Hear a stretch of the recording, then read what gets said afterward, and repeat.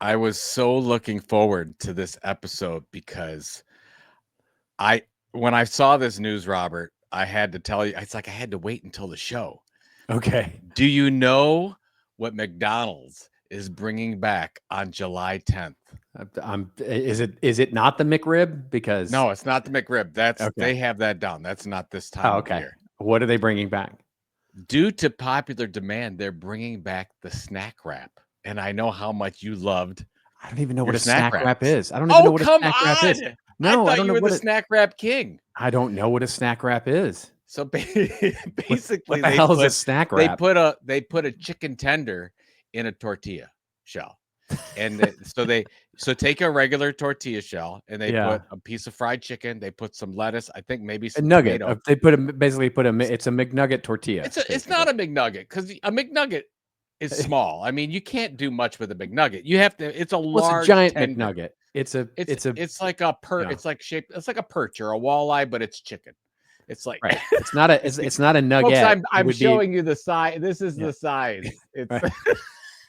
Okay. So it's it's not a about nugget. It's a nugor, right? yeah. So It's about it. yeah. I don't know. I Oh, you got mean, to do say we have that to say slow. how Oh boy. long the nugget is? Are we going into size? Anyways, Yeah. they're bringing it back. I thought you knew about this, so I'm a little bit disappointed.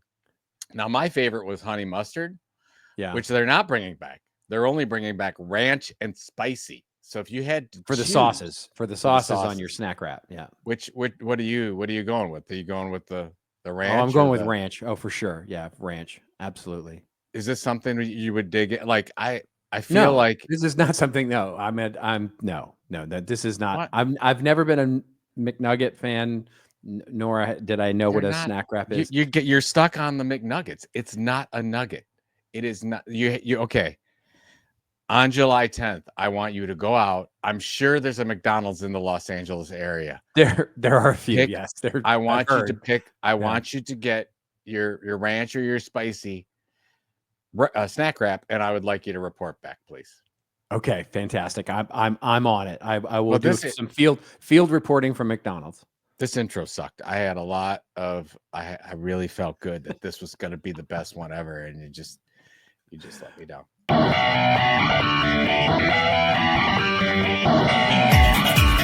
Just remember, everybody has your story to tell. Tell it well. Undersold marketing. And now, for your listening pleasure, here's Polizzi and Rose, covering the week of media, marketing, and digital content news. This Old Marketing. Take it away, boys.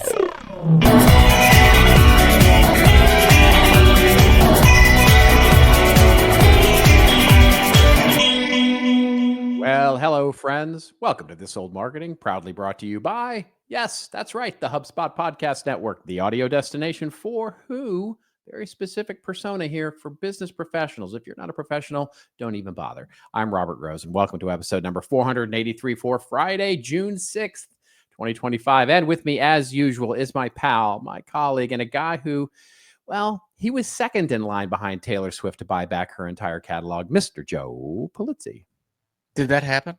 It did. Something. It What? yeah. I don't. I missed it. I'm totally behind on the news. What? Tell me. Taylor Swift did a very smart thing, which is so that she lost her catalog when Scooter Braun basically sold her catalog to, and then she private equity redid them all, Taylor's version of Correct. all and made a gazillion dollars doing it. Correct. Yes. And then she has now bought back the original of her catalog. So now she owns Scooter? both. From the private equity company that Scooter had sold it to. For $330 million, I think it was $360 million, some $300-ish million. It's a genius move, and yeah, it's so smart, so smart. Well, Tay-Tay doesn't make wrong moves. No, but here's the thing. not. Apparently, what I saw was the results of this. So she's already sort of opened it all back up, and so it was like all of her original stuff now saw like a doubling in streaming over the last week or so, because she's just opened it all back up again, right? And now she's protected. Her stuff's not going to be used for, well, she's going to be used as she sees fit, but like my understanding is that she didn't want it used for like TV commercials and, So it can't be used for evil.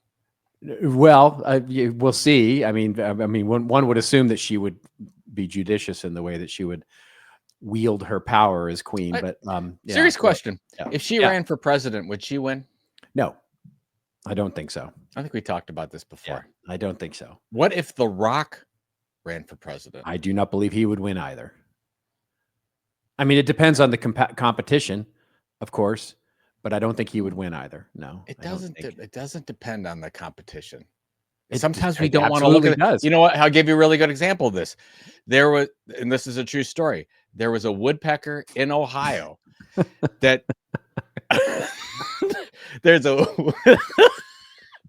woodpecker in Ohio. No good story opens up with a woodpecker in Ohio. This is true. Okay. There's a woodpecker in Ohio that kept attacking the side mirrors of cars because it kept seeing its reflection as a rival. Okay. So the whole goal of this is sometimes the moral of the story looking at our competition. Sometimes it's not the competition. You have to look in the mirror. You're the problem. That's deep. That's as deep. Tay would Taylor say. has it. Well, yeah, you're Taylor the problem. It's me. about this. Yeah, right. It's me. Okay, yeah, that had nothing to do with why The Rock wouldn't win, but I like your little fable nonetheless. Yes, I got nothing. Again, proven why you get nothing of value out of this show. Although once again, yes, I do. Yeah, once again, I have a question for you. Did you watch any of the basketball semifinal stuff? No, I watched highlights. I watched highlights of it, but I did not watch. My team is not in it at all, so I have not kept pace. Are you a Dallas Mavericks fan or a Lakers? I'm not. No, I'm not a Mavericks fan. Funny enough, the Dallas Mavericks is the one team that I am not a fan of in Dallas. Since going back to your original roots, you've forsaken. Well, most of Texas, except for the Cowboys. Well, and the Mavericks made it. It seems from what I read anyway that the Mavericks made one of the worst decisions perhaps ever in the history of sports. We have to let that play out. No. You don't think so? All right. It can never be as bad. Well, that's true. It'd be hard pressed. The Sean Watson trade or the trade is that may actually be the worst. It makes the Herschel Walker deal back in the day look like a great deal for the Viking. I mean, like what happened. I can't imagine another organization making a more idiotic decision than the Cleveland Browns did with Deshaun Watson. Yeah. And listeners, if you know of one, please send them in. Yeah, for sure. We'd love to discuss. That would be fun to do, like a top 10 of the worst sports decisions ever made. Well, the Browns have 4 or 5 of them. Yeah, right on the right there. More right there. Right. Yeah, that's basically what we're good at. We're good at making really bad decisions. By the way, if you're just updating, I know we're getting into the sports thing a little bit, but it looks like the deal to move the Cleveland Browns from downtown to Brook Park, which is just outside of downtown, just outside of the Cleveland line, if you will, city line. It looks like that's going to happen. Why is that? And remind me why that's a big deal. The Haslam Group, specifically Jimmy Haslam, the owner, he wants to build one of these gaudy monstrosity complexes. Dallas fans would like a word, but yes. Okay. Yes. Right. And he wants to, a la Jerry Jones, wants to control all the things, the parking, the restaurants, everything around that. And there's no way that can happen in downtown Cleveland. So wants to move out, create the dome, get the Super Bowl, do all the things in the outskirts area. And basically they're buying a large swath of land, which is right by the airport that used to be owned, I think, by Ford Motor Company, maybe a little bit of Chevy, but it's basically nothing's going on there now. It's just damaged land. Yeah. And they're going to take it all over, recreate, reimagine the whole thing. And the downtown constituents are rightly so upset because you're going to lose all the people coming downtown and going to the game and whatnot. But the reason why but the Guardians play downtown, right? Guardians play downtown. They've got a wonderful facility. Yeah. And so do the Cavaliers. And if you go back in history, when Art Modell left the first time, not all Art's fault. A lot of people think it's all Art Modell's fault that he moved the team to Baltimore. It's because the city never did him any favors. He was very supportive while all the other organizations got their new stadiums. Nobody ever paid attention to Art, said, I want a new stadium. They said, no, we're not using the taxes. And in the middle of the night, he left for Baltimore and we lost our NFL team. Yes. Then we rushed it. And to get the team back by 99 and get the new franchise, we got the expansion franchise. We put up literally the worst football stadium you could possibly imagine. Like, don't ever, like, if you come, don't go to the bathroom. If you're gonna be waiting in line for chicken tenders. That bad. Nuggies. You took me to that stadium when we went to a Browns game. It's not that bad. No, it's not that bad, but it's not that good either. No, but they rushed it. So instead of putting up a new, so I ask again, why is this a big deal? I mean, it sounds like it's a good thing that they're going to be moving this and building a new stadium and creating some jobs and basically, well, yeah, okay, you're creating jobs down by the airport in Brook Park, but you're going to lose all the job downtown. That is all moving away, and all the establishments all those establishments that rely on 9-10 weeks, depending on preseason, of fans coming down there, they're going to lose that business. Well, if those businesses are depending on Browns games to make a living, then they probably should get a different kind of business. Shame on you. Shame on you for thinking and saying such a thing. Okay, I know we're too far. Yes, I have to mention this because I think it's so idiotic, and I wanted to get your take. Yeah. Back to basketball. I'm so sorry, folks. This is terrible. So the New York Knicks, yes, 2 times in a row, they've had 50+ win seasons. They haven't done that in a long time. They go to the finals. Outside of just they can't make free throws, they might have actually won the series. Yeah. Even though I don't think they were a better team than Indiana. Tom Thibodeau gets fired. Go to the most finals. New York Knicks thing ever. Yeah, it's the most New York Knicks thing ever. Yeah, for sure. To fire your coach after that kind of performance. Yeah, it's second in dumb sports moves. 1 is Deshaun Watson. 2 is firing Tom Thibodeau. Yeah. I just don't understand. I heard about it and I'm like, what are they doing? Like, I have not spoken with any New York Knicks fans to get why that from the outside looking in, it looks completely stupid, but yeah, maybe I'm sure there's other things that are going on. I mean, look, my own Dallas Cowboys fired their coach after, 3 consecutive 12-5 seasons. And then they had 1 bad season and now he's out. It's like, okay. I cannot stand that stuff. Where's the loyalty? Yeah. Where's the loyalty? No, I heard one of the announcers, they were talking about it. It's like, okay, whoever comes in as the Knicks coach, they better sweep the finals. Like if they lose a game in the finals, they're getting fired. We need perfection. Yeah. Right. We need perfection. Exactly. Anyways. All right. Well, speaking of perfection, we have a lovely show. It seems to be a journalism themed show this, as I was looking at the show notes.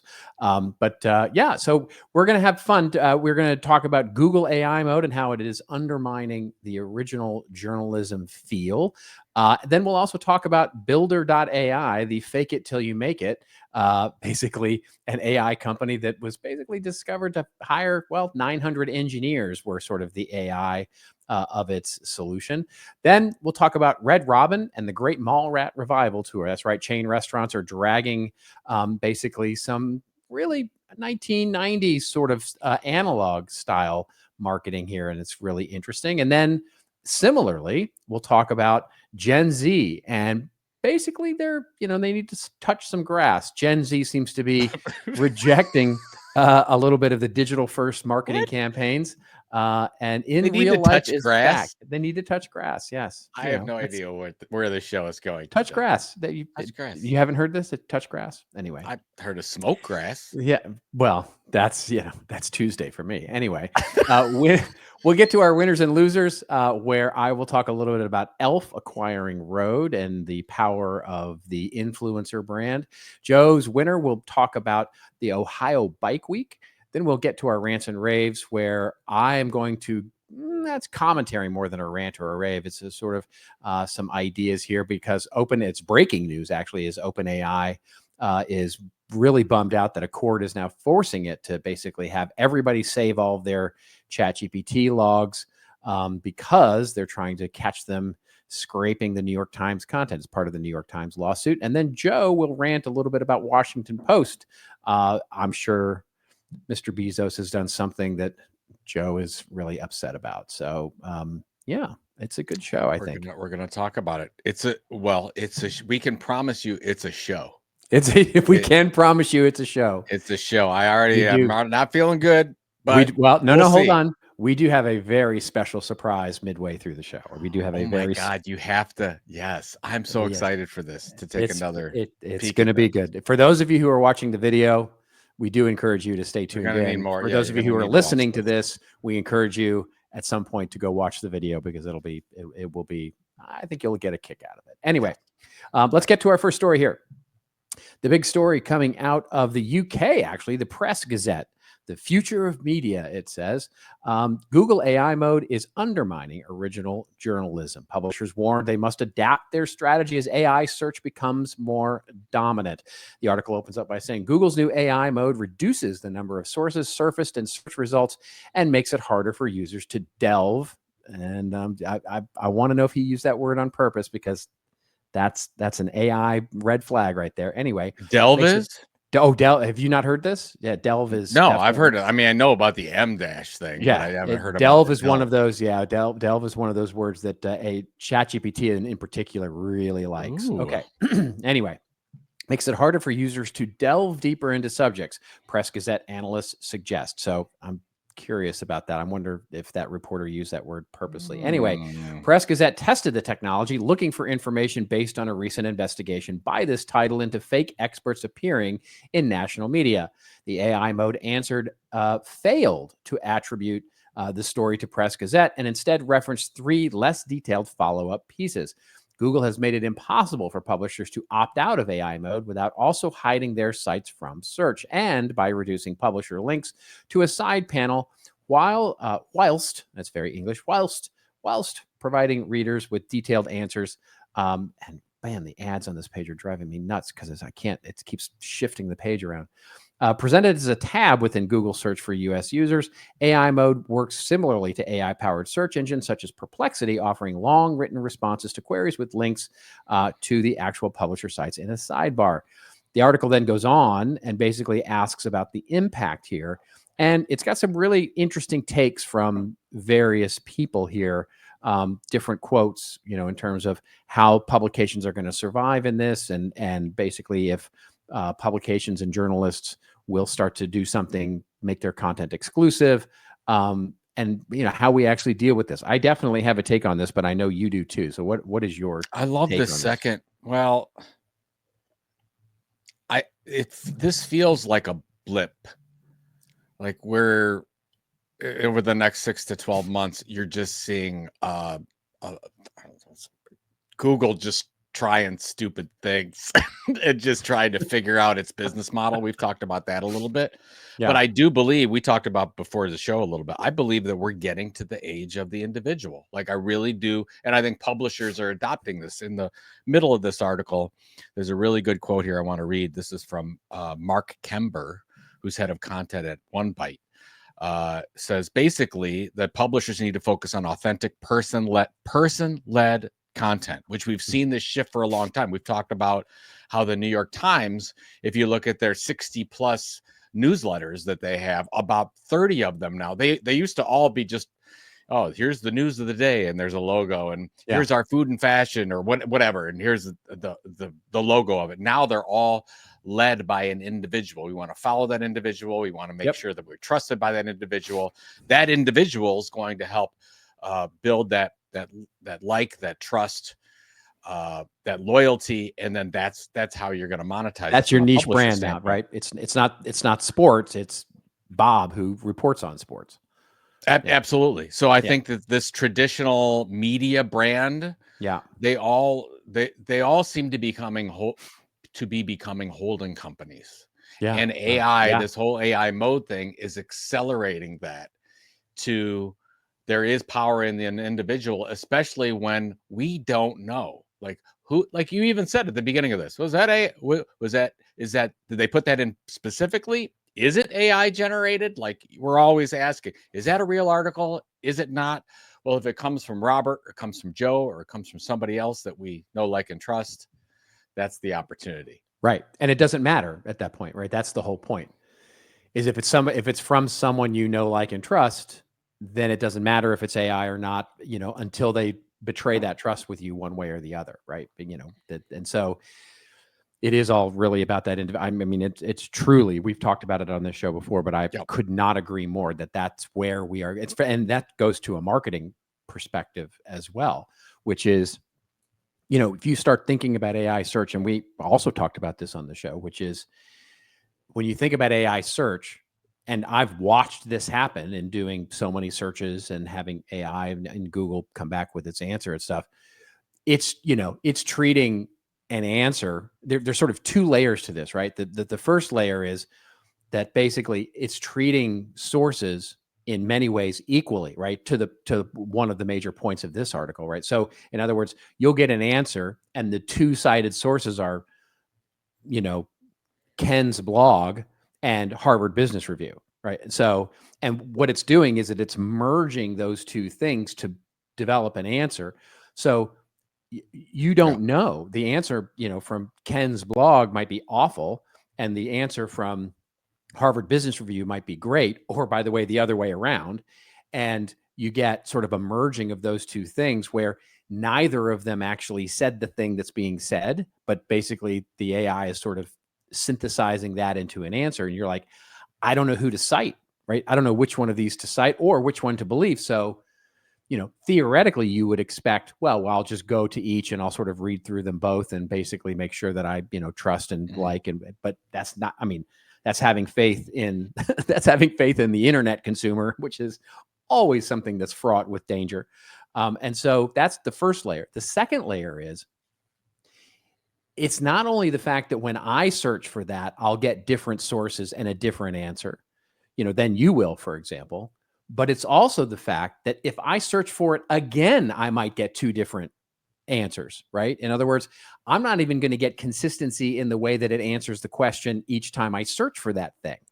I might get two different sources. I might get a different answer. I might get a completely different answer. And I've seen that happen too, where, so I searched for something really niche, so, and a perfect example of this, I just did this week.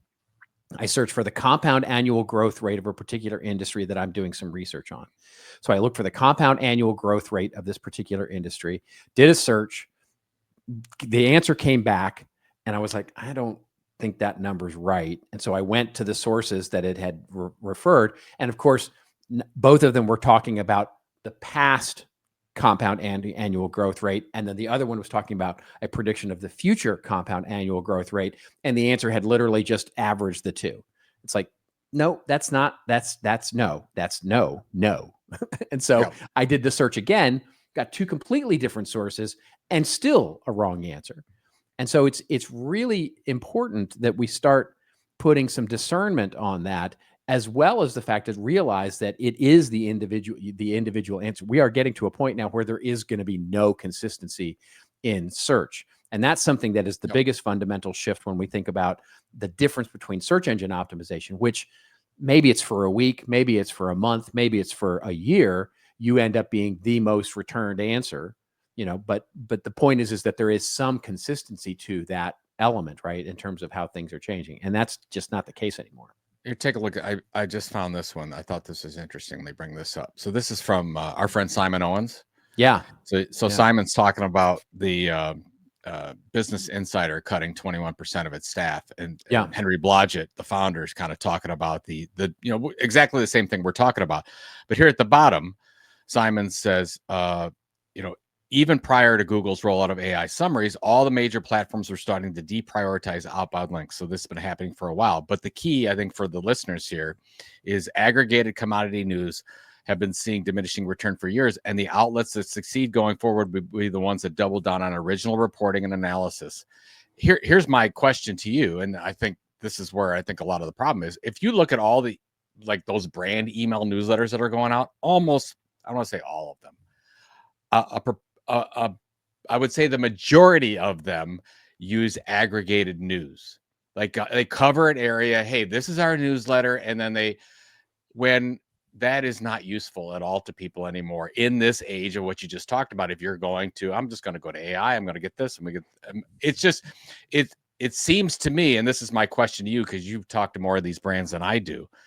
Do brands know this? Like, do they know that their email newsletter is probably crap and has been for a long time, that they have to make a move toward, hey, what do we stand for? How are we going to position ourselves on this? Or have they just given up? Like, I really am curious. No, Because it I seems think like this is a trend that we haven't caught up to.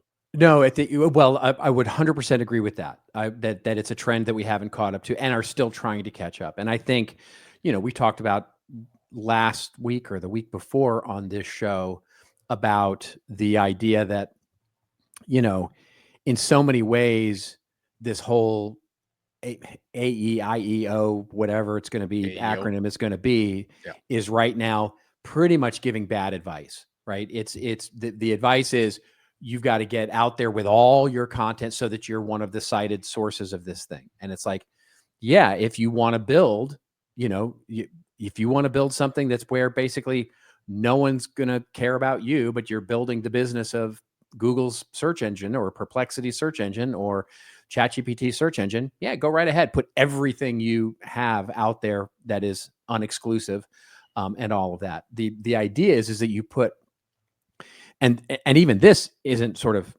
sound advice, but at least it's how I feel. It's like you want to put enough out there that teases the user that they do need to go visit you. Then in other words, you need to, create that footprint in a way, whether it's on social media or whether it's on, AI search or whatever, where the answer is intriguing enough that they want to go to you to find out more, right?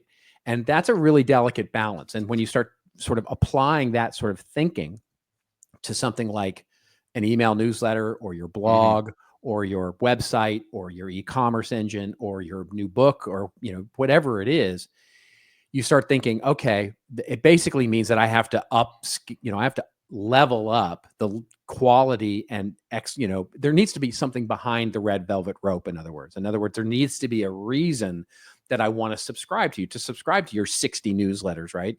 That are coming from the New York Times, right? So that up leveling is what I find most brands are really struggling with, right? They've spent so much time getting their highest quality content found in SEO and Google. It's like they're kind of out of ideas right now. In other words, it's like, I don't even know where we go from here to make it even more valuable. And that's the big struggle right now, is where do we take this to the next level where there is something truly valuable to be had behind the subscription paywall or firewall or whatever you want to call it.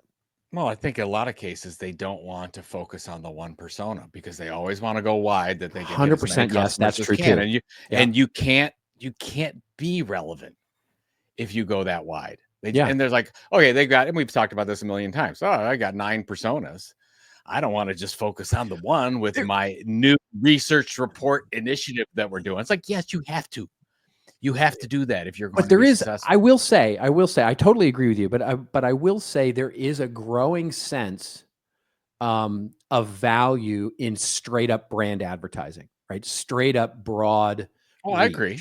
You know what I mean? It's like getting out. We've gotten so wrapped around the axle of the one-to-one marketing thing, personalization and targeting.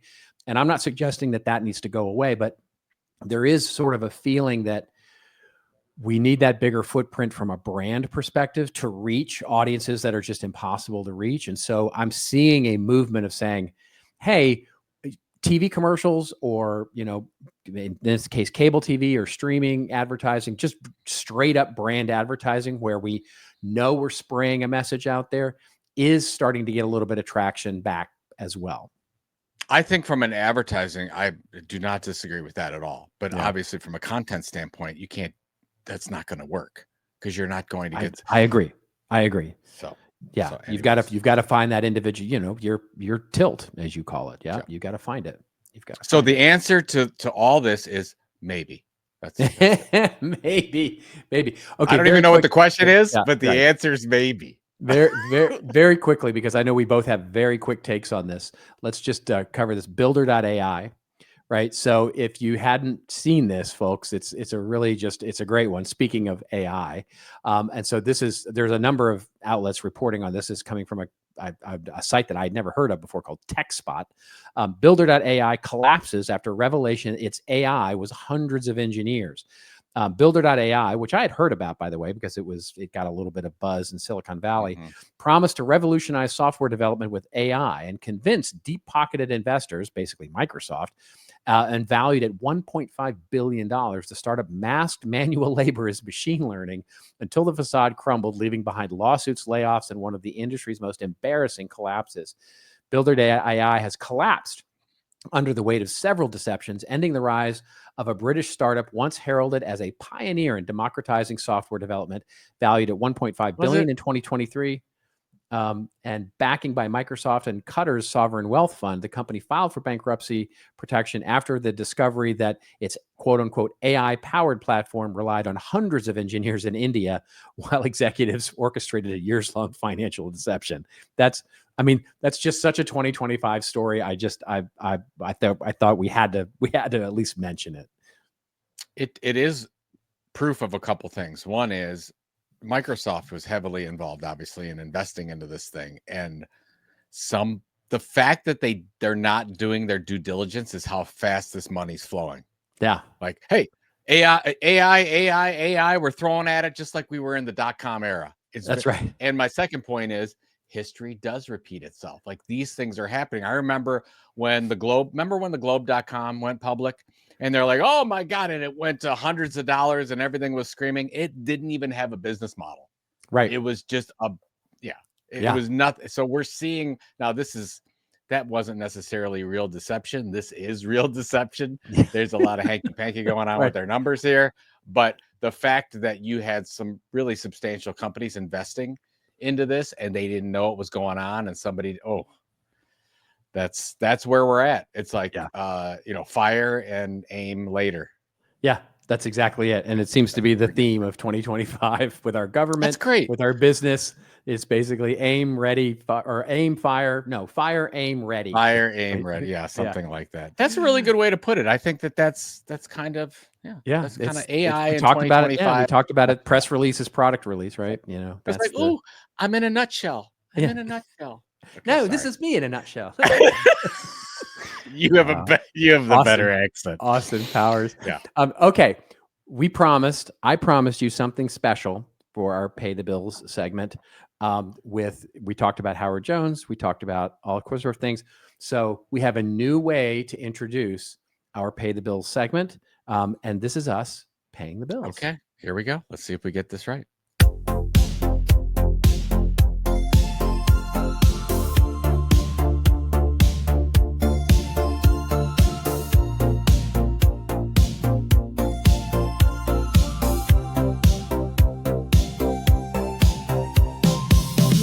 On mics hot, we're ready to fly. Talking tech, life, and the marketing guy. We got takes that are fresh, jokes that land. But turns out hosting costs $1,000. So now we're rolling promos, smooth like vintage Romos. You hear that sponsor jingle? That's Rent, my friend, and Pringles. We got an ad in the shell and a dream we can sell. We're not sellouts, we're self-made, so chill. If the tune makes you dance while we monetize chance, then you're welcome. We're paying the bills, yeah, we're paying the bills. Hey, marketers, strategists, future builders, are you ready for what's next? Yeah, HubSpot's Inbound 2025 is landing at the Moscone Center in San Francisco this September 3rd to the 5th. It's not just another conference, it's the gathering of the brightest minds in marketing, sales, and AI. Think Amy Poehler, Dario Amodei, Sean Evans, Glennon Doyle, all of them in one place. You're going to experience keynote moments, product reveals, immersive workshops, and tactical breakouts that actually move the needle. The kind of insight you take back to your team and use on Monday morning. It's smart, it's bold, and it's built for leaders like you. Head to inbound.com/register to claim your spot. Again, inbound.com/register, and we'll see you in San Francisco.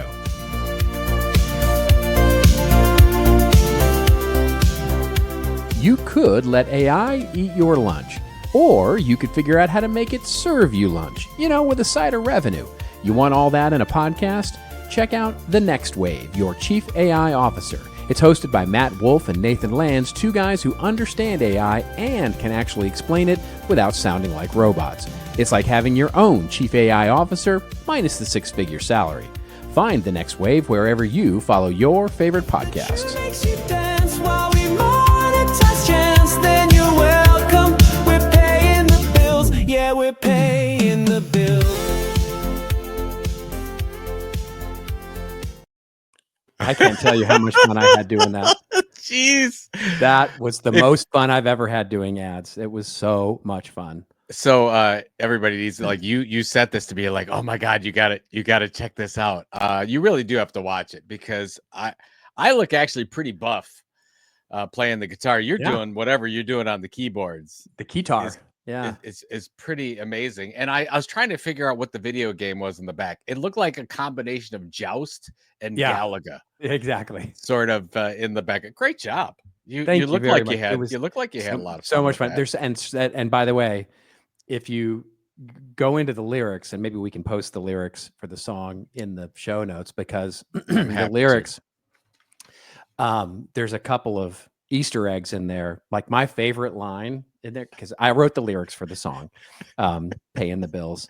And by the way, we're going to do that every month. We're going to pick a new genre of music. Joe will probably pick the genre of music, and then we'll do that for different genres of music. This month was 80s, of course, with Howard Jones, and then who knows what we'll do for July. But anyway, my favorite, we're rolling out promos like vintage Romo. That we're self-made, we're not sellouts or whatever. Yeah, that's whatever. Right. That's right. Hosting costs $1,000. Hosting costs $1,000 is my favorite. Very, very nice. Yeah.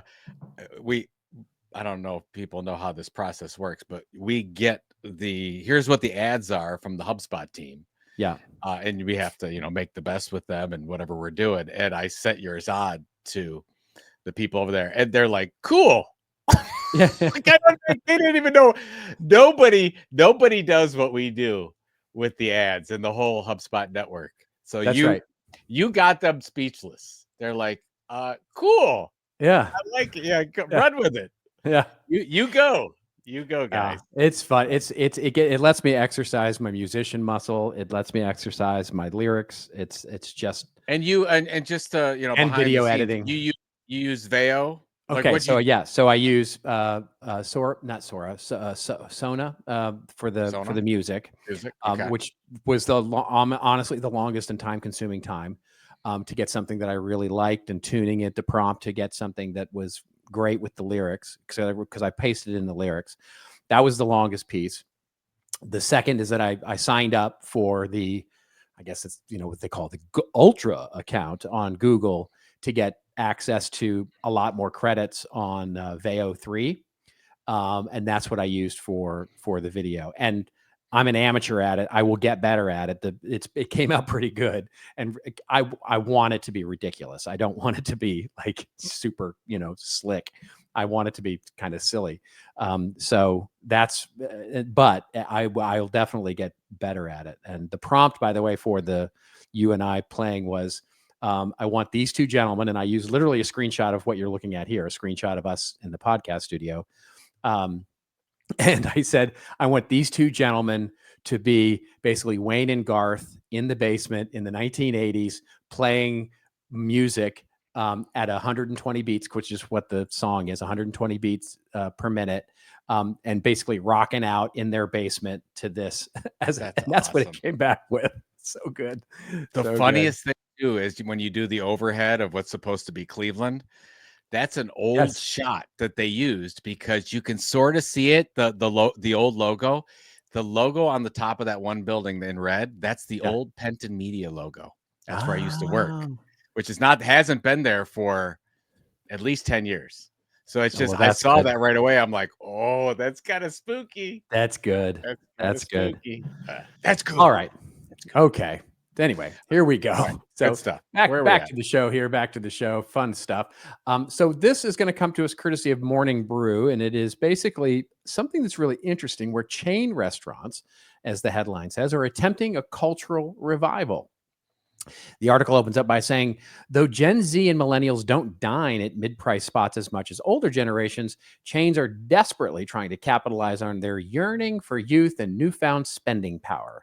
Article opens up by saying, you probably haven't thought about Red Robin since the last time its yum slogan jolted you from a couch slumber. No, I really, it's been longer than that. It's been longer than that for me and Red Robin. Anyway, but the burger joint stock is enjoying a much needed boost after the chain reported a rare swing to profitability last week. Amid an overall downturn in consumer spending, Red Robin is one of a slew of casual chains trying to weave nostalgia into its broader comeback strategy. See last year's Red Robin and Juicy Couture tracksuit. Another competitor, Chili's, is channeling the good old days especially well by a Saved by the Bell actress starring in a Chili's ad campaign for margarita specials. And then viral TikToks of mozzarella sticks. The chain sales jumped 31%. You talked about the mozzarella sticks last week. With Fridays, yeah. They're right. going all in. TGI Fridays. 3 types of mozzarella sticks, by the way. Yes. So Gen Z and millennials don't dine at these mid-price spots as much as the older generation. So the chains are desperately trying to capitalize on the yearning for youth and their newfound spending power. A recent Rainforest Cafe, boy, I remember that. That's a blast from the past. A pop-up at the Empire State Building reeled in thousands of diners looking to eat next to a giant plastic bird for the first time since childhood. Yeah, good stuff. I mean, so I will just once again tip my virtual hat to you for your prediction at the end of last year for this year with regards to the return to nostalgia. And I think this is yet another data point that says that this is exactly what we're doing. I felt that was going to happen. So I'm like, I don't know how exactly I predicted that, but I never thought that it would be social media that's really fanning these flames. Like, because you can get all this nostalgia, like, Friends and Seinfeld are seeing huge comebacks because people are going back and they're seeing the clips and whatever. What I thought was super interesting as well is you've seen the 25th anniversary tour for Dogma, correct? I saw the Kevin Smith post on it. So Kevin Smith, and they're going right now. It's in the Cleveland area where they're re-showing Dogma 26 years later, but 25th anniversary. They're doing that, and that's apparently doing very well. I think people are sort of longing for whatever was 20 years ago to them, whatever was 30 years ago to them. You're the seeing 1990s. Kind of it's weird. It's everybody. And then you've got fascination with the 90s. You've got the new generations kind of they like this stuff as well. So it's just interesting that, I mean, if you're playing this from a marketing angle, I think you do sort of have permission that it's working to say, hey, let's kind of go back in the archives a little bit. Maybe a really good opportunity to dust off some of that old content. So like the archives of our older newsletters. I would start. I mean, if I'm John Deere, I'm looking at some of the OG the Furrow magazines. Like, I really do feel there's an acceptance for that right now, and you now have new outlets that you could put that into and reimagine that into TikTok or little videos or whatever you want to. I just think there's an opportunity to reuse some of this old content that we have. Yeah. So, well, and to apply the older nostalgic design sense to new content, right? I think it'd be really interesting to take some of the, we also talked about this I think it was my winner a couple of weeks ago, where I talked about the fact that Warner Brothers, as part of the new upfronts, was going to launch, I forget the name of it. It was like this Super Universe or something like that, where they were basically going to make old nostalgic titles, movies, TV shows, etc., available to that's right. We advertisers and brands, right? So we talked about the Hellman's revival of When Harry Met Sally, and others like that, where they're taking old nostalgic movies and basically bringing them back. And a story that we're not going to cover here, but this is also starting to happen in Netflix. So Netflix, a couple of weeks ago, announced that they're going to start offering up older, not necessarily vintage, but certainly older titles of movies as a means for advertisers to advertise their brands. And they use the example of using a Stranger Things, characters and sort of doing using AI to do product insertion into sort of old scenes from Stranger Things. You can use the IP of Stranger Things as part of your, so it's a kind of an add-on. Yeah. For creative agencies there to use. That's so interesting. Just something to think about as you're out there marketing either yourself or your business. Sort of, how might we take advantage of some nostalgia here to attract that different audience? Well, I'll tell you what, this article had me at Saved by the Bell. Yeah, of course, right? And mozzarella sticks. I mean, come on. I'm That's in. your two favorite things. That's your two favorite things. If Jesse is pitching mozzarella sticks to me, I'm in. Yes. Go. Okay. Your favorite character from Saved by the Bell is? Well, I mean, if Tiffany Amber Thiessen, come on. Well, yes. Okay. I mean, yes. Come on. Yes, of course. Yes. I get it. I mean, Elizabeth Berkley was really beautiful as well. I mean, the one. Yeah. I mean, the episode where she was on speed. It was one of the greatest performances of all time. Oh my God. It has to be. She goes, I'm so excited. The fact that we know this. Oh my God. Is kind of disturbing. You guys got to go look that up on YouTube. Go look up Saved by the Bell. And I forget the character's name. Jesse. Thank you very much. Jesse. On Speed is Jesse on Speed. Acting tour de force right there. An acting tour de force. Didn't Screech pass away? I think he did. Screech died, didn't he? I think he did. Justin. Justin something. Yeah. Yeah. I know Michael Paul Gosling. What's the main guy's name? Yeah. He's doing well. He's on a new show about him being like locked in a basement or something like that. I don't know what that's about, but there's no mozzarella sticks in that basement. Dustin Diamond. Diamond. Yeah, he died. He died in 2021. Oh. He died. Dustin Diamond. He died in 2021. Yeah. What did he die of? Let's see. What did the AI prompt tell you? Lung cancer. That's so sad. That's sad. All right. Well, on that note, that was kind of. I mean, we should have stopped. We should have stopped it. We should have stopped it. We always take it a little bit too far. Okay. Pushing the envelope here. All right, let's get to our winners and losers here, and talk a little bit about a winner in the last week of marketing or a loser in the last week of marketing. And would you like to go first with your Ohio Bike Week? I'd be happy to go first. So I'm originally from Sandusky, Ohio. People don't. I've heard that. Sandusky. I've heard that rumor. Basically, a Cedar Point amusement park, the greatest amusement park in the world, is the shores of Lake Erie, Sandusky, Ohio.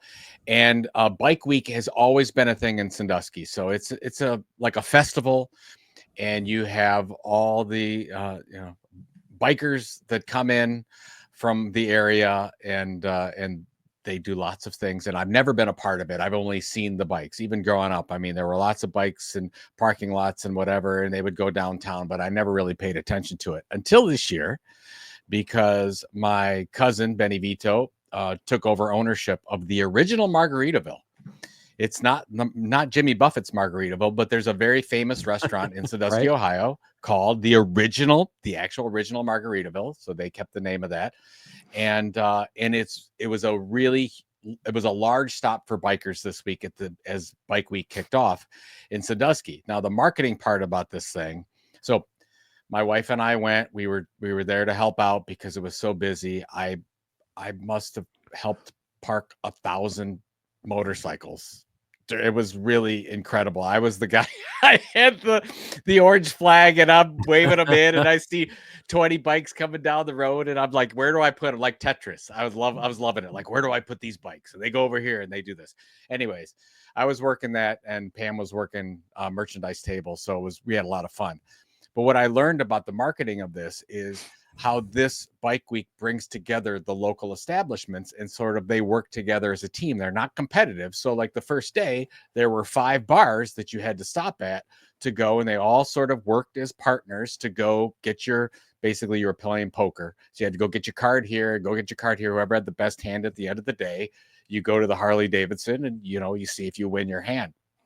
And I just love the fact that you've got local establishments working together as part of them. We've talked about this many times this year about if we start to look at some of this co-opetition, it can, rising tide lifts all boats. And I really think that Ohio Bike Week is a good example of this. And if you've read Justin Moore's book, Sponsor Magnet, which is an excellent book, he talks about the fact that in a lot of cases, creators and marketers, we work with other organizations on the content, but we don't on the revenue side.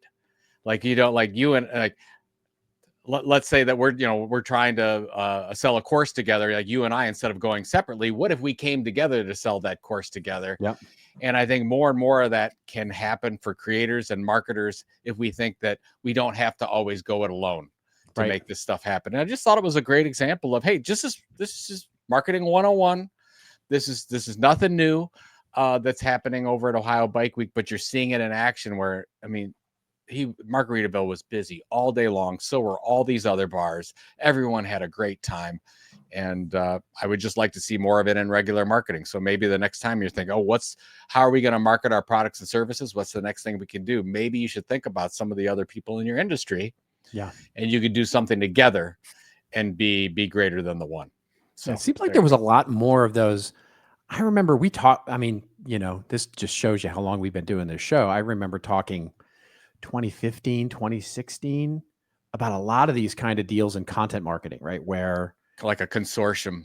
Yeah, like either a couple of brands plus a media company or a couple of media companies would go together and do research or whatever. And it seemed like there was a lot more of that than there is now. This sort of totally agree. Like even back in the day when we did all the initial content marketing research, we always came together and said, okay, who can we partner with? Yeah. So number one, obviously we need the distribution for the survey and the research, but we always thought about, okay, what's going to make the most sense for the industry as well.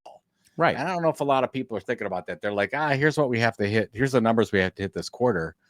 And let's just do it. And not think a little bit more long-term about it. Exactly. Right. And it feeds right into the whole idea of, the limited view that we often have of influencer marketing, right? So we always tend to think of, okay, influencer marketing is just those individuals who are quote unquote influencers, without either thinking of A, our employee base, or B, the partners that we have, non-competitive companies that, I remember the example that we used to talk about all the time was, it was when Intuit and HubSpot, I think it was, did a partnership where they were trying to reach small businesses, and Intuit, this is pre-acquisition of MailChimp, of course, but it was Intuit and HubSpot were partnered up to do content on each other's blogs or whatever it was, right? Where HubSpot was writing thought leadership about marketing on the Intuit blog, and Intuit was writing financial stuff, on the HubSpot blog. And so there was that partnership of creating content and swapping content to reach each other's audiences, realizing that basically that rising tide would raise both of their ships, right? I'd like to see more of it. I think that's just a good option. Plus, I mean, you really do save money and resources if you do it right. Yeah. You are coming together. Yeah. So, all right, what do you got? All right, I got a winner, two winners actually this week. It is e.l.f., the makeup or the, health and beauty brand, really is a better way to describe e.l.f. And they acquired Rhode, which is a skincare brand. And basically Rhode is famous for being Hailey Bieber, of course, Justin Bieber's significant other. And basically, Hailey Bieber's company, that was Rhode, was acquired by e.l.f. Deal was valued at $1 billion, which the transaction includes $600 million in cash, and then $200 million in stock, and an additional $200 million in the earn-out period. So very typical acquisition kind of deal. So look, they're both winners here, right? The e.l.f. gets an amazing brand. And basically the winner here is the recognition of how important brand is these days. And that's why I wanted to really talk about it, was the importance of content and brand, right? Which is the influencer, of course, Hailey Bieber, that made the Rode brand what it is, regardless of what you think of the product one way or the other. Because, I can't imagine that the product is what basically provided the valuation. It's the brand that provided the sales, and the sales is what provided the valuation. So that's great. I did want to dispel, because most of the press, which is really annoying when these kinds of things happened, start to say, Hailey Bieber, instant billionaire. No. That's not true. Because the way these deals work, of course, is that they're acquiring the company, which in Hailey Bieber's case, right? So the company's been around since 2020, I believe. And so when she launched the company, she funded it herself, but then she very quickly got an investor who took over. And then, it's private. So it's very, very, opaque in terms of what percentages she gave away. Estimates are she retained anywhere between 20% and 50% of the actual company. When she got that initial investor, they got a professional CEO in, they got, professional people to come in and, take over distribution and product management and all that kind of stuff. And Hailey sort of stayed on as sort of the evangelist of the product. Then they got a second round of funding. And so there's, again, no disclosure here in terms of what percentages, but again, so when the sale happens, she's maintaining probably in the neighborhood of 25, 30% of the company. So you can do the math in terms of what she actually made here. Basically, if you look at taxes, if you look at, the other obligations and basically the percentages and how much she had to give away for the company, she probably and I don't mean to, to make this sound small, because it's an amazing accomplishment. So let me be sure here, but she probably ended up with 150 to 200 million bucks, right? When it's all said and done. And some of that will be earn out. Some of that will be, other elements that she's going to have to earn and she's staying on, as would be expected, as sort of the evangelist here for. So basically, e.l.f. Beauty gets this amazing brand and the sales therein, and I'm sure accretive revenue on all of this stuff for a pretty minimal investment in terms of the way that it's the way sales are going anyway, assuming they can keep up the sales and assuming all of that. Rode gets an amazing valuation and everybody walks away super happy with their cut. So they're big winners here, but just to dispel a little bit of the myth that no, Hailey Bieber is not a millionaire, right? She didn't do this all on her own. Yep. She definitely had a lot of help here from investors, professional CEOs, professional people who came in and basically made the business what it could be. Well, I mean, you meant billionaire, not a millionaire, but I get your point. It does billionaire. Yes. Billionaire. Yes. But you just want to make sure for the record that she's not a billionaire. That's the most important thing. No, it's not the most important thing. It's not the most important thing, but the headlines are basically the headlines that you see in this press. And I said, this is again, a sort of continuation of the theme that we talked about last week of this sort of press release as the news, right? Press release as the, what gets reported without any sort of, because it all happens so fast. We don't tend to look underneath the covers. And the press release, sort of quote unquote product release, sort of acquisition of this is, Hailey Bieber, instant billionaire, right? She got to be an instant billionaire. Well, no, it took 5 years, by the way, which is an amazing growth. I'm not meaning to, again, I'm not meaning to deprecate the work that she put in and all of that kind of stuff, but she's not an instant billionaire. It's just that one layer of extra work that people could take. And to be fair, there was a couple of press outlets that actually did the extra work and went into that detail. But just that's what I think is missing so much these days, is sort of just that one extra Google search away. You know what I mean? It's like you would just be able to uncover that and report what actually happened, rather than sort of the instant billionaire headline grabbing, clickbaity sort of headline. So that's my only point. Got it. Yeah. Not billionaire. Not a billionaire. You made it clear. Yeah. There it is. Not. There it is. There it is. All right. What else? And it What might else be you got? tinged with just a hint of jealousy in terms Yes, of I'm sure. yeah. Yes. There's no jealousy in that at all. Congratulations Yeah, to the congratulations to Hailey Hailey and Bieber team. and all of the crew Yes. at Rode for the acquisition, and congratulations to e.l.f. for an amazing acquisition. Yes. So, a winner. Everybody's a winner A here. winner. It's all Everybody's a a winner. winner, but Everybody's not a winner. billionaire. No, but yeah. Good. 'Cause Thank you. next, go Thank on. you. Anyway, What else? let's What get to else our you got? rants and raves, Okay. where Joe and I go off on a little bit of a rant or a little bit of a rave that makes us feel like we just lost our Taylor Swift catalog, or that we just acquired our new Taylor Swift catalog. All right, you go first here with your Washington Okay. Post. I will rant. go first with my Yeah. rant. This is from Is it about a billionaire? it's I could make it about a billionaire, Mr. Bezos, if you Yeah. will. So this is from Axios. Washington Post is remissioning, or whatever their new mission statement is, and I thought we should talk about it. So it says Washington Post has removed historic headlines from some of its conference rooms and has started adding its new mission: riveting storytelling for all of America, to more conference rooms and walls throughout the newsroom.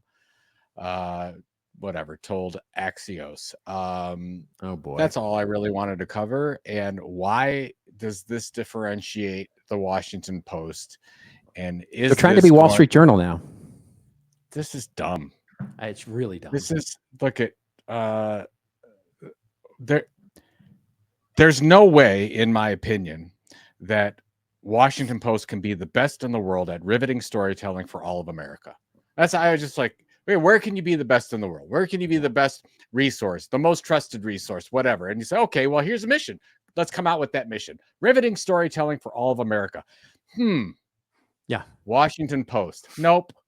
There's no way I'm ever going to believe that. There's no way they're going to put the resources into making that happen. And I don't even know what that means. Right. Riveting storytelling? Does that mean we're covering more than the news now? Right. Maybe are we going to do maybe the next 24 in 7 episodes? I mean, what are we doing?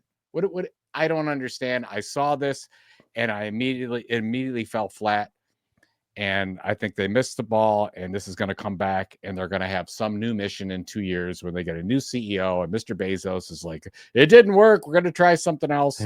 Right. I just what was think that and what was the mission? idiotic. Remind me one more time with what the mission is. Riveting storytelling for all of America. Yeah. So it's Washington Post is supposed if you to be like yeah.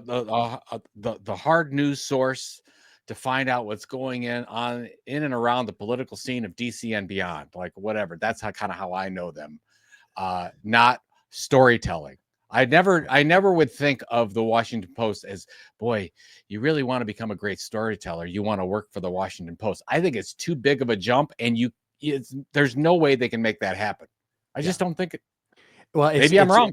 You Maybe do I'm you do my favorite exercise, which is to take out all the adjectives and adverbs from basically your about us, right, or your mission statement, and you see what you have left. And basically, if you take out that from their mission statement, it's basically storytelling for America. It's like, okay, that sounds like Fox News. Yeah, it sounds like, well, it sounds like a lot of things, but I mean, but a differentiation is not one of them. Yeah, but storytelling for America too could be Disney. Could be. That's what I mean. That's what I mean. It's literally everything. So I don't know. I'm hoping they didn't hire a firm to do this. Oh, I'm sure hoping. They did. Oh, I'm sure they did. Oh, I'm sure there's a PowerPoint deck running around that office. 80 slides to get to riveting storytelling for America, and there's mood boards, and there's, there's all kinds. Some agency got a pretty penny for that, for sure. So the mission statement is now displayed in the main news conference room. Because of course it is. Yeah. So that should tell you where news is going. Yeah. It's not to cover the truth. It's not to cover the facts. It's to tell a good story, which might be some other people's mission, but it shouldn't be Washington Post. Yeah. There you go. What do you got? All right, very quickly here, because I know we're at time, but basically what I wanted to, we'll put it into the show notes here, which is this week, literally as we speak, the court. So there's the New York Times, as we all know, is now suing OpenAI with regard to content scraping, et cetera, et cetera. And a judge has basically issued a decree or a judgment to say that OpenAI has to save its users' data. In other words, all of its chat logs, all of the data that's being generated by chats, et cetera, because the claim by the New York Times is that people are getting around the paywall of the New York Times by simply asking chat, what does this story say? And then their claim is that in some cases these users are getting the story behind paywalls because chat, of course, OpenAI is scraping the results out, and you're getting basically the story that was told by the New York Times, but you're getting it for free instead of actually paying for a subscription. And so the judge basically said, hey, you have to. And so OpenAI is really up in arms about this because they're saying, well, we give our users the option to basically not keep all of the chats, not keep all of that. And the judge is saying, yes, too bad, so sad. You gotta keep them all now. And so there seems to be a fight brewing about whether this is going to hold or not. We'll see if it actually holds. I mean, as I've come to learn in 2025, judgments by judges don't really mean much these days until they're actually enforced, if ever. Wow. And so we'll see what actually happens here. But it's just something as a commentary, I want us to all keep an eye on, because it's really interesting. Because if, there's a little bit of a Streisand effect here, right? Which is, by calling attention to this, you're actually calling attention to the fact that I can now go use OpenAI and ChatGPT to get around firewalls to try and get to content that I want to try. And believe me, people are going to try now. And so the other thing is that who's right on this? And I don't have a definitive answer on that yet, because I believe in privacy and I believe in the idea that you should be able to use those tools without OpenAI keeping your chat history logs and all that sort of stuff. So we gave them kudos for offering that up as a feature, but now if they can't offer that as a feature because we have to keep it, and then that you sort of layer onto that the whole, Palantir sort of, which we didn't cover at all, the Palantir data, which is now the Trump administration is going to have Palantir contracted to aggregate all of this governmental data to be able to run new things against it. That's a whole other thing to talk about. But yeah, it's just an interesting time for privacy and data. And I thought I would sort of just highlight it. I don't know if you saw Bob Hoffman, advertising legend. He wrote a little op-ed on the privacy situation because a lot of people didn't realize that in March, I think it was an executive order went through where the government and works with all the social media and technology companies to share data. And we should be concerned. Like, we should be very concerned because any of this data that you are like, it's scary. Like, you could share something on a social media site. You could share something on your own personal logs for ChatGPT, right? Yeah. And it can be used against you. So that's already happening. I mean, people are getting stopped at the border. There was a story about a scientist from France who was stopped at the border coming to a conference, and basically was stopped at the border because they had tweets and social media posts that were mean to Trump. And he was denied access to the country because of it. It's like, you better not leave the country. Yeah. I mean, I'm fine. I have nothing to worry about, but you, right? On the other hand. Yeah. Well, they don't want to look at my chat logs. That's for sure. There's some, I've seen some shit. Let me just put you that way. Yeah, that's right. That's not a snack wrap. That's for sure. That's Bring a it chicken home. nugget. Yeah. I like some chicken nuggets. Please. Nuggets. Okay. So what do you got going on? I got work. I got plenty of client work that I'm dealing with right now. It's all good. Happy. Getting outside a little bit. The weather's really great here, and doing some barbecuing and all that kind of stuff. So it's been, I'm going to see this weekend. I'm going to see, there's a new version of Hamlet that's playing downtown at the local Mark Taper Forum, which is the big theater here, and which I'm super excited about. My wife and I are going to go see Hamlet, the new version. It's awesome. Who dies in the end? It's a different Dude, ending. you don't know Hamlet? I know Hamlet, but are they switching it up? Suffice to say, is it a new storyline? No, it's the same storyline. It's been modernized. Apparently, and I don't know much about it. I'm purposely not knowing much about it because I want to be surprised. I didn't know if there it's was basically the storyline of Hamlet, the characters of Hamlet, but told in a modern way with a detective and modern murder and all that kind of stuff. And it's supposedly really, really good. I'm excited I about want it. to see. I want to see the Howard Jones version of Hamlet. Of Is Hamlet. really what I Yeah. would totally be in for that. I'll kill my dad. I'll kill my dad. Yeah. All right. Anyway. Yeah.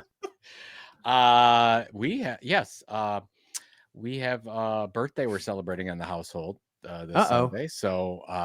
So she has her day Oh, on Sunday. Yep. And so we'll have a little family outing nice. and looking forward to that and to give her the time that she so justly deserves. That's awesome.